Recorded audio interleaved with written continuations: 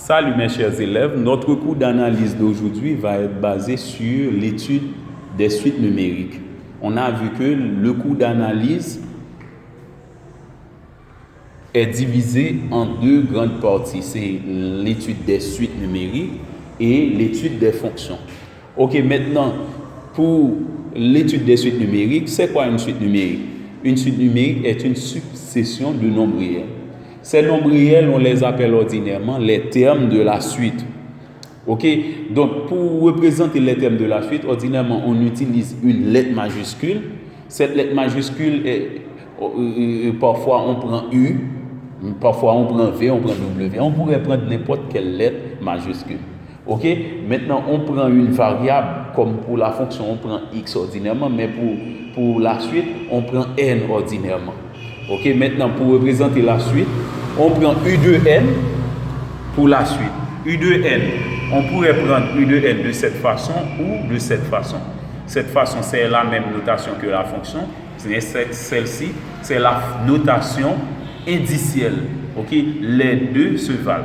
Que l'on prend U de N de cette façon, U de N de c'est encore la même chose. Maintenant, pour la définition d'une suite. Ok, une suite est toujours, si pour la fonction numérique, c'est toujours de R vers R ou encore une partie de R vers une partie de R, mais pour la suite numérique, c'est toujours de N vers R, de l'ensemble des entiers naturels vers R. Mais parfois, on pourrait vous donner une suite numérique qui ne soit pas définie sur tout l'ensemble des entiers naturels. Ok, lorsque la suite n'est pas défini sur tout l'ensemble des entiers naturels, eh bien, on pourrait prendre cette définition-là, c'est U de A vers B. N tend vers U de N.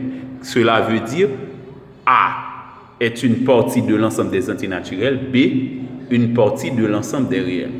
Ok, voici un exemple. U de N égale à 3n plus 1. Ici, ça, cette fonction est polynôme. Eh bien, tout l'ensemble des réels correspond, donc on peut prendre tout l'ensemble des réels comme ensemble de définition pour cette fonction, mais pour la suite c'est tout l'ensemble des entiers naturels. Ici ça c'est une fonction rationnelle, on peut prendre R privé de la valeur qui annule le dénou, c'est R privé de 0, mais pour la suite c'est N, et bien on prend N privé de 0 encore N star. Ici c'est une fonction irrationnelle, on peut prendre 2n-9 supérieur ou égal à 0.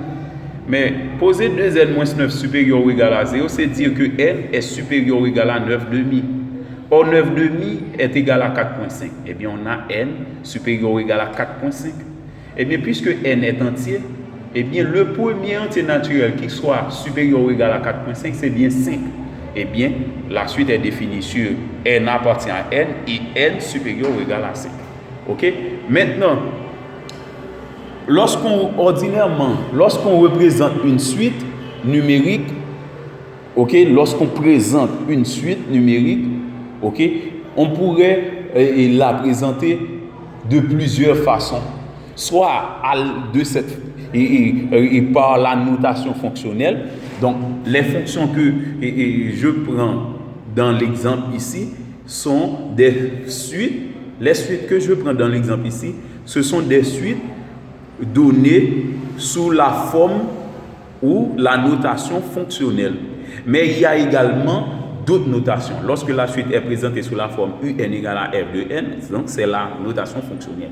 Il y a également la notation par récurrence. Ok? Et c'est lorsqu'on donne le premier terme ou quelques termes et on donne une relation qui permet de calculer tous les termes successifs de proche en proche. Eh bien, dans ce cas, on dit qu'il s'agit d'une relation de récurrence. Il y a une autre façon qu'on pourrait présenter une suite, c'est au moyen d'une somme. Par exemple, je pourrais avoir V de N est égal à U0 plus U1 plus U2 jusqu'à UN. Donc, on dit dans ce cas qu'il s'agit d'une relation et il s'agit d'une suite donnée au moyen d'une somme. Ok? Et d'autres cas, on pourrait utiliser la représentation graphique de la suite. Donc, on pourrait vous présenter une suite au moyen d'une représentation graphique. Donc, à partir de la représentation graphique de la suite, on pourrait voir son premier terme. On pourrait même et conjecturer son dernier terme à partir de sa représentation graphique. Et bien, par conséquent, il y a 4 façons usuelles qu'on pourrait représenter une suite. Premièrement, la notation fonctionnelle, comme dans ces exemples-là. Il y a la relation de récurrence. Il y a une suite donnée sous forme d'une somme de termes d'une autre suite quelconque. OK? Et il y a la représentation graphique d'une suite. Donc, ce sont les façons dont on peut représenter une suite. OK, maintenant, juste avant même d'entrer d'emblée dans le cours de suite, aujourd'hui, nous allons effectuer un exercice d'approche. Voici, bien, soit l'application U définie par UN égale à 3n plus 1 sur n plus 3. Petit a, déterminer les images des 6 premiers entiers naturels ainsi que du 11e entier naturel. B, vérifier que UN plus 1 est différent de UN plus 1. C, étudier le signe de UN plus 1 moins UN et UN moins 3, quel que soit n appartient à n. Eh bien voilà, par résolution, je pose UN égale à 3n plus 2 sur n plus 3. Maintenant, on demande de calculer les images des 6 premiers entiers naturels ainsi que du 11e entier naturel. Ok, donc normalement, juste avant même de commencer, il faut savoir, on n'a pas précisé l'ensemble de définitions de cette suite. Maintenant, la fonction, puisque UN est donnée sous la notation fonctionnelle, eh bien, la fonction correspondant ici, c'est une fonction rationnelle. Donc, sur l'ensemble, si on prend comme une fonction numérique, le domaine de définition serait bien R privé de moins 3. Or, moins 3 n'est pas un entier naturel. Donc, ce n'est pas important de dire que c'est R privé de moins 3 pour la suite. Parce que normalement, la suite, la valeur qui va annuler le déno n'est pas un entier naturel. Donc, pour la suite, c'est comme si c'était tout l'ensemble des entiers naturels. OK? Donc, on pourrait dire R privé de moins 3 pour une fonction, OK? Mais pour la suite, puisque la suite va prendre seulement pour antécédent des entiers naturels, puisqu'il n'existe aucun entier naturel qui peut annuler ce dénominateur, eh bien, c'est l'ensemble des entiers naturels qui est le domaine de définition de cette suite. Eh bien, puisque c'est l'ensemble des entiers naturels, on va partir à 0. OK? Donc, on va partir à partir de 0 jusqu'à le dernier terme qui est n et un. Eh bien, par conséquent, il y a une règle mathématique, et dans les suites numériques plus particulièrement, lorsqu'on part de 0 à n, on a n plus un terme. C'est pourquoi il y a 10 chiffres, parce qu'on part de 0 à 9. Eh bien, pour calculer les images des 6 premiers entiers naturels, eh bien, cela ne veut pas dire qu'on va partir de 0 à 6, mais c'est de 0 à 5. Parce que de 0 à 5, on a déjà 6 entiers naturels. Eh bien, je calcule comme dans l'explication U de 0. Donc, calculer U0, c'est comme dans les fonctions. On remplace n par 0. C'est 3 par 0 plus 2 sur 0 plus 3. Ça donne 2 tiers en faisant la somme et le rapport. Maintenant, U1, on remplace n par 1, 3 par 1 plus 2 sur 1 plus 3. Ça donne 5 quarts. U2, on remplace n par 2, 3 par 2 plus 2 sur 2 plus 3. Ça donne 8 cinquièmes. U3, on remplace n par 3, 3 par 3 plus 2 sur 3 plus 3, ça donne 11 sixièmes. U4, on remplace n par 4, 3 par 4 plus 2 sur 4 plus 3, ça donne 14 septièmes. Or, 14 septièmes n'est autre que 2. U de 5, c'est 3 par 5 plus 2 sur 5 plus 3. Ça donne 17 huitièmes. OK, donc on fait 3 fois 5, 15, plus 2, 17, et 5 plus 3, ça donne 8, 17 huitièmes. Maintenant, pour l'image du 11e entier naturel, le 11e entier naturel, c'est bien 10, parce qu'on part de 0, donc arrivé à 10, on va être déjà au 11e entier naturel. Eh bien, on calcule U de 10. On remplace n par 10, c'est 3 par 10 plus 2 sur 10 plus 3, ça donne 32 de 13e. Maintenant, dans la deuxième question, on demande de vérifier que UN plus 1 est différent de UN plus 1. Donc, il faut faire une différence ici n plus 1 c'est l'indice. N plus 1 c'est l'indice, mais ici on a un, le terme un qui est ajouté de 1. Ok, donc pour ce faire, je calcule un plus 1. Eh bien, pour calculer n plus 1, je remplace tous les n de la suite. Un par n plus 1. En remplaçant n par n plus 1, ça devient 3n plus 3 plus 2 sur n plus 1 plus 3, et bien qui devient n plus 4. Ok, je remplace tous les n par n plus 1 et maintenant je chasse les parenthèses. Maintenant, je fais la réduction au déno, donc n plus 4 au déno et au numérateur en faisant chasser les parenthèses, ça donne 3n plus 3 plus 2. Maintenant, par réduction finale, U de n plus 1 donne 3n plus 5 sur n plus 4. Maintenant, un plus 1, c'est le terme un qui est ajouté de 1. Ok? Je prends un, j'y ajoute 1. Et maintenant, je fais le déno commun. C'est 3n plus 2 plus n plus 3 en multipliant n plus 3 par 1 sur n plus 3. Maintenant, je fais la réduction, ça donne 4n plus 5 sur n plus 3. Ok, maintenant, ordinairement, l'objectif c'est de prouver que n plus 1 et un plus 1 sont deux termes différents. Eh bien, normalement, en mathématiques, pour prouver que deux termes sont différents, il suffit de prouver que leur différence n'est pas nulle. Et bien, par conséquent, je fais la différence entre un plus 1 et un plus 1. Eh bien, en faisant la différence, ok, donc je remplace un plus les deux expressions par leur valeur. Et maintenant, je fais le déno commun. Ok, donc le déno commun c'est n plus 4 par n plus 3. Maintenant, en divisant n plus 4 par n plus 3 par n plus 4, il me reste n plus 3. Et ce n plus 3 est multiplié par le numéro et de la première fraction. Ok? Maintenant, je conserve le signe moins. Maintenant, je prends n, le déno, je le divise par n plus 3, il me reste n plus 4. Maintenant, ce n plus 4 est multiplié par le numérateur de la deuxième fraction. Eh bien, je trouve 4n plus 5 multiplié par n plus 4. Maintenant, j'applique le principe, je chasse les parenthèses, la double distributivité.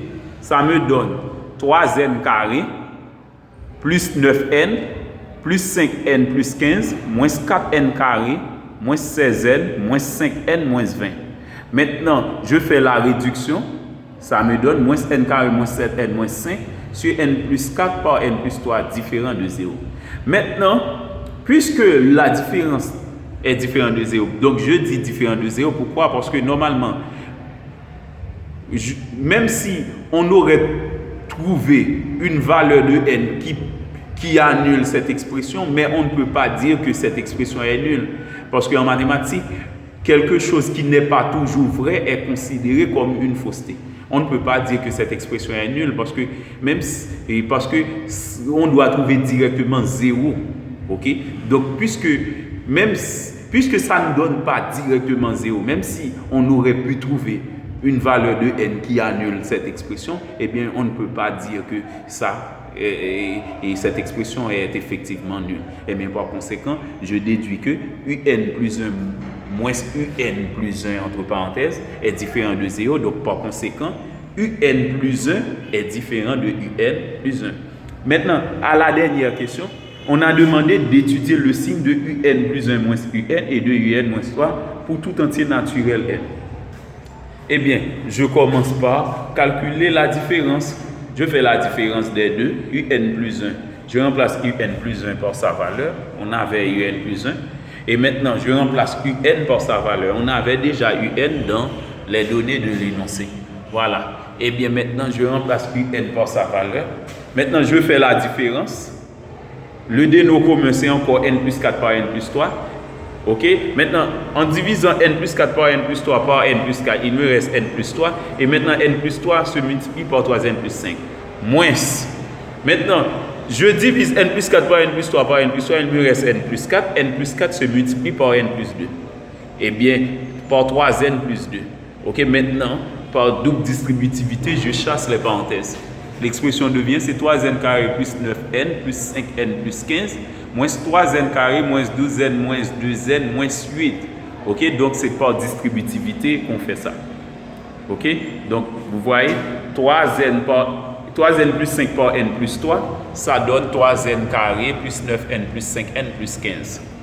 Maintenant, 3n plus 2 par n plus 4. Ok, donc le signe moins qui est à côté donne directement moins 3n carré, moins 12n, moins 2n, moins 8. Maintenant, je fais la réduction. 3n carré moins 3n carré, ça donne 0. 9n plus 5n, ça donne 14n. Moins 12n moins 2n, c'est encore moins 14n. Donc, ça donne 0. Et 15 moins 8, ça donne 7. Ok, l'expression est beaucoup plus simple alors. Eh bien, puisque 7 est un nombre strictement positif, et n est un entier naturel, donc n est positif, parce que tout entier naturel, ce sont des nombres positifs. Maintenant, ajouter 4 sur un nombre positif, eh bien, n plus 4 devient strictement positif. N qui est déjà positif, ajouté 2, 3, devient un nombre strictement positif. Eh bien, on a le rapport et le produit de 3 nombres strictement positifs. Eh bien, on peut dire directement que 7 sur n plus 4 sur n plus 3 est strictement positif. Et bien, par conséquent, un plus 1 moins un est strictement positif. Et finalement, pour calculer un moins 3, le signe de un-3, comme on l'a bien demandé dans les données, eh bien, on remplace un par sa valeur et on met moins 3 à côté. Maintenant, je fais le déno commun. C'est n plus 3 par moins 3. Eh bien, par distributivité, ça donne moins 3n. Moins 3 par 3 qui donne moins 9. Maintenant, je fais la réduction. 3n moins 3n, ça donne 0. 2 moins 9 moins 7, ça devient moins 7 sur n plus 3.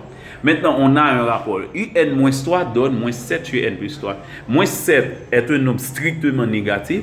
Et n est un entier naturel. On a vu déjà n plus 3 était strictement positif. Eh bien, on a le rapport de deux nombres. L'un est strictement négatif, l'autre strictement positif. Eh bien, on n'a qu'à appliquer la règle des signes. Moins par plus, ça donne moins. Eh bien, par conséquent, le rapport de deux nombres, ok, l'un strictement négatif, l'autre strictement positif, donne nécessairement un nombre strictement négatif. Et bien, par conséquent, un-3 est strictement négatif. Merci et bonne journée.